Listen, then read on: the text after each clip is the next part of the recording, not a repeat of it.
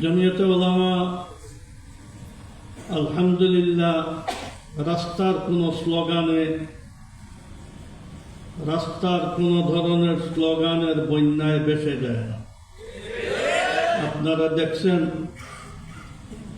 পট পরিবর্তনের পরে এক গাইবী স্লোগান আরম্ভ হয়েছিল, ইসলামী শক্তি সব এক হইতে হবে। আপনারা পর্যন্ত, আমাদের জমিয়তের অনেক সদস্য পর্যন্ত এই বাতাস খাইছেন, গায়ে লাগছে, মুতাআসসির হয়েছেন। এত সুন্দর স্লোগান। যদি আমরা এই স্লোগানে অন্যের মতো মুতাআসসির হইতাম, তাহলে এই শক্তি, ইসলামী শক্তি এক হোক, এর পিছনে যে এক বিষাক্ত শক্তি কাজ করতেছে, আমরা এত 90 বছরের দাদা নয় যে এই ধরনের আপনার স্লোগান দিয়ে আমাদেরকে চকলেট খাওয়াই দিবে আর আমরা বিবেক ছাড়া এই এত সুন্দর স্লোগান ইসলামী হুকুমত হয়ে যাবে। আজকে যদি জমিয়ত এই ব্যাপারে স্থির না থাকতো, তাহলে আপনি এখন পর্যন্ত কওমি মাদ্রাসার অস্তিত্ব বিলীন। আমরা এই সাইক্লোনকে ফিরেই ফেলি, এই বাতাসের ঢেউকে আমরা খতম করে দিচ্ছি। কোন মানুষ কোন স্লোগান, যত সুন্দর স্লোগান দেব, স্লোগান দেনেওয়ালা মানুষকে দেখতে হবে। উনজুর ইলা মা কাল মান কাল, কি স্লোগান, এর কোনো অর্থ নাই, কে স্লোগান দিয়েছে এটা দেখতে হবে। যার কারণে জমিয়ত রাস্তায় ঘাটের স্লোগান এত মুতাআসসির হয় না। আমরা আপনাদের চোখের সামনে এই কয়েক মাসের এই স্রোতকে আমরা খতম করে দিচ্ছি। আমরা চিন্তা ভাবনা করি চলো। আমাদের মুরব্বীরা বলছেন, উপদেষ্টাদের উপরে এই দেশের জনগণ, ছাত্র জনতা আস্থা রাখছে। আস্থা রেখে বাছাই করে এই সম্মানী উপদেষ্টাগণকে দায়িত্ব দিয়েছে। এর অর্থ এই নয় যে ঝগড়াঝাটিতে আপনাকে ফয়সল মানলাম আর আপনি আমার শত্রুর কাছ থেকে আমার জমি রক্ষা করে নিজের নামে রেজিস্ট্রি করে দিবেন আর আরেক শত্রুকে দিয়ে দিবেন, এটার জন্য আপনাদেরকে আনা হয়। এক স্লোগান খুব আমাদের ইউসুফ সাহেব বললেন, ফাইন বলছেন যে যারা ইউনিফর্ম পরিহিত থাকে, দেশের রক্ষক, তাদের রাজনীতি করার কোনো অধিকার নেই। কিন্তু আপনি কেন, যারা দেশ পরিচালনা করবেন, আপনি কেন এই ধরনের কাজ করবেন যে মজবুর হয়ে আপনার ইউনিফর্ম দাঁড়িয়েও বেচৈন হয়ে আপনার চিৎকার দিতে হয়? কেন করেন এই কাজ? যোগ্যতার আর আস্থার চেয়ারে বসে আস্থাহীন কাজ যদি করেন, তাহলে এখানে অনধিকার চর্চা সবই করবে। আমি নীরব দর্শকের ভূমিকা পালন করব আর আপনি আমার জমি জমা আরেকজনের হাওয়ালা করে দিবেন, এত আরেক পাগল। পারে না পারে হাত পা মারবে, এটা কখনো করতে দেওয়া হবে। আপনাকে আনা হইল সংস্কারের জন্য, আপনি তো সংস্কারের তসবিহ পড়তেছেন, সংস্কার তো দেখা যায় না কিছুই। আজ পর্যন্ত এই করলেন সেই করলেন, এত উলামায়ে কেরাম মারা গেল, আজ পর্যন্ত এর ইনকোয়ারির আপনার কোনো ব্যবস্থা করতে পারলেন না, লিস্ট করতে পারলেন না। কোন আওয়ামী লীগের বিরুদ্ধে এখন পর্যন্ত কেসের হেয়ারিং এর ডায়ালে কোনো কেসই উঠল না। কি সংস্কার করে এতদিন কি করবে? এটা সংস্কার যে ইসলামের এক জাতীয়তাবাদকে ফিনিশ করার জন্য বিদাতি এজেন্ডা বাস্তবায়ন করনেওয়ালা কয়েক মেয়েকে রাস্তায় বাইর করে দিলেন, হেদের এজেন্ডা পুরা করছেন, এটার নাম সংস্কার? বাইরের লোককে আওয়ামী লীগের বিরোধিতা করলাম এই কারণে যে আমাদেরকে করিডোর দিয়ে দিছে, ইন্ডিয়াকে করিডোর দিয়ে দিছে। আপনি বিসমিল্লাহ বালিগ হওয়ার আগে এসে করিডোর দেওয়া আরম্ভ করে দিলেন।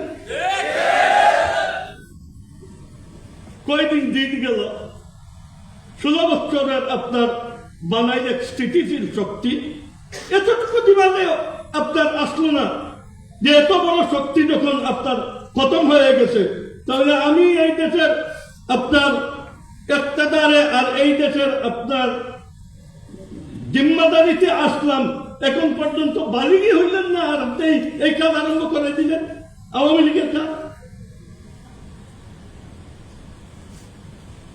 এক শত্রু থেকে বাঁচাইয়া আমাকে আরেক শত্রুর হাওয়ালা করে দিলেন।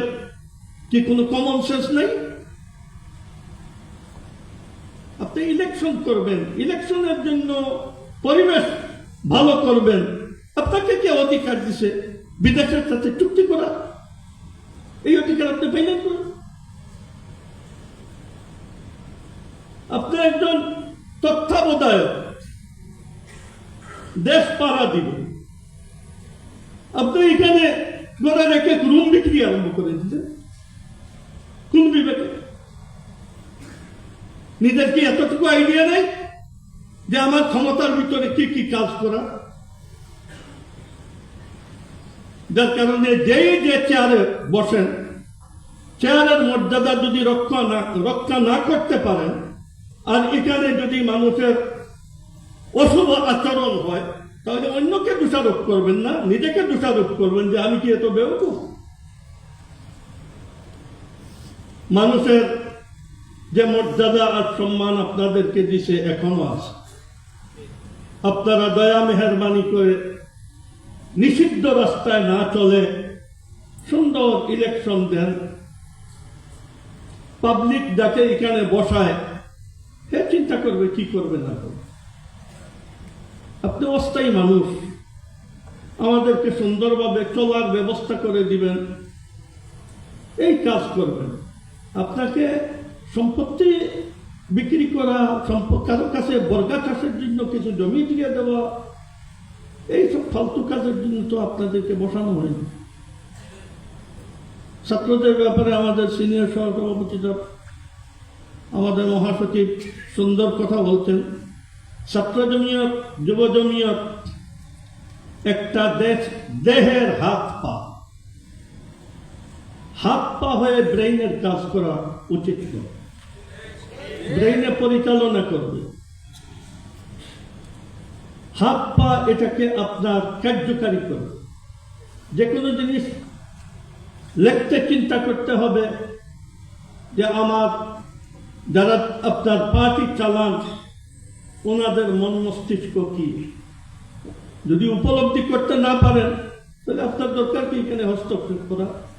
ভাই আমাদের নেতাদের উপরে আস্থা আছে, ওনারা যেটা করেন আমরা আমান্না চাললাম না ওইটা করব।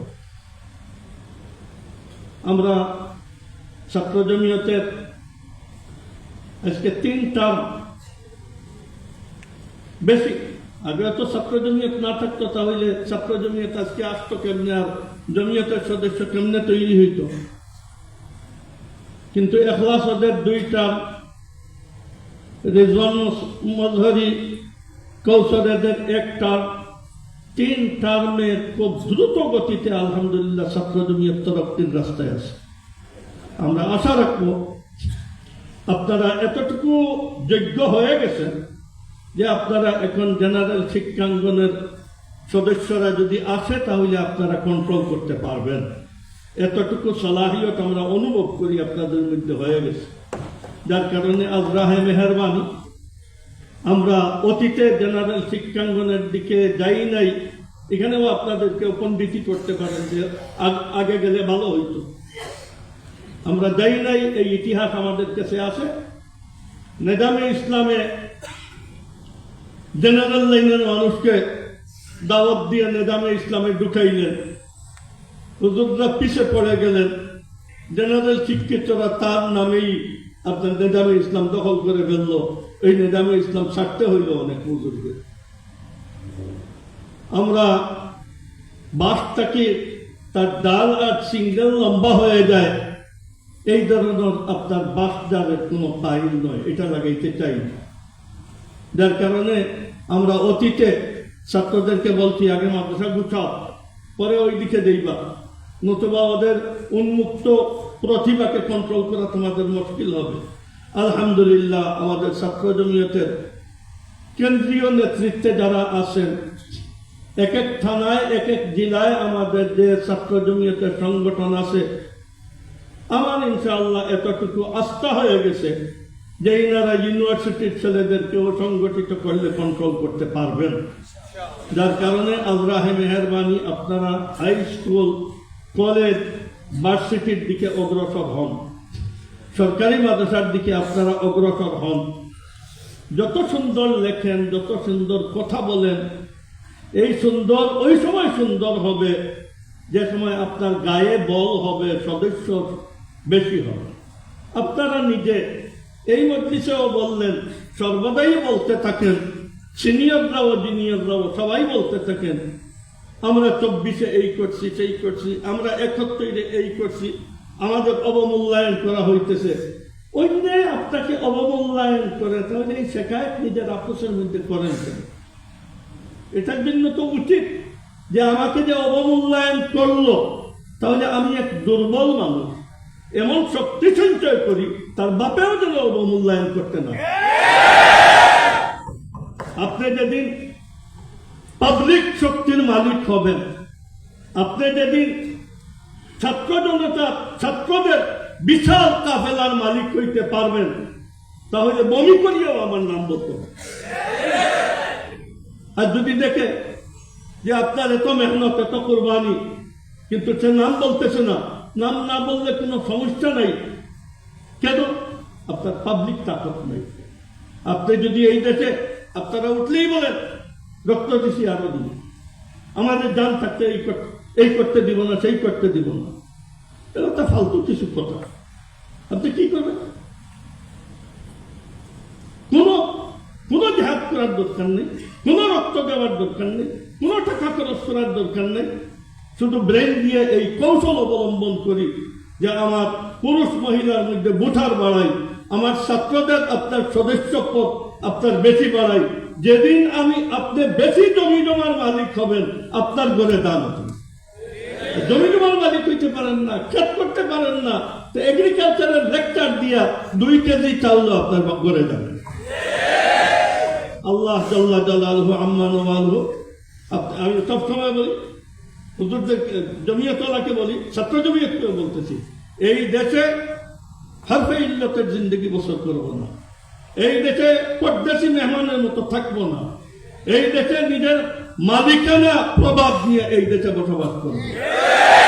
আমার গ্রামে আমি এই পজিশন হাসিল করব যে যে কোনো দলের লোক যদি ইলেকশনে দাঁড়ায়, সেন্ট্রাল থেকে পাড়াগায় পর্যন্ত, তাহলে হ্যাঁ যেন চিন্তা করে যে আমার জমিয়তের সাথে যদি কম্প্রোমাইজে না আসি, তাহলে আমার এগেস্টের প্রার্থী ওনাদের সাথে কম্প্রোমাইজ করে নিলে ঘুমাইয়া পাস করে ফেলবে। এতটা বুথের মালিক হইতে হবে যে হামান কারণ ফিরাউনও যদি দাঁড়াইতে আমার দোটায় যেন আসতে হয়। আল্লাহ জাল্লা জালালহু আম্মা নওয়ালহু আপনাদের আমাদের সবাইকে তৌফিক দান করো। ওয়া আখিরু দাওয়ানা আলহামদুলিল্লাহি রাব্বিল আলামিন।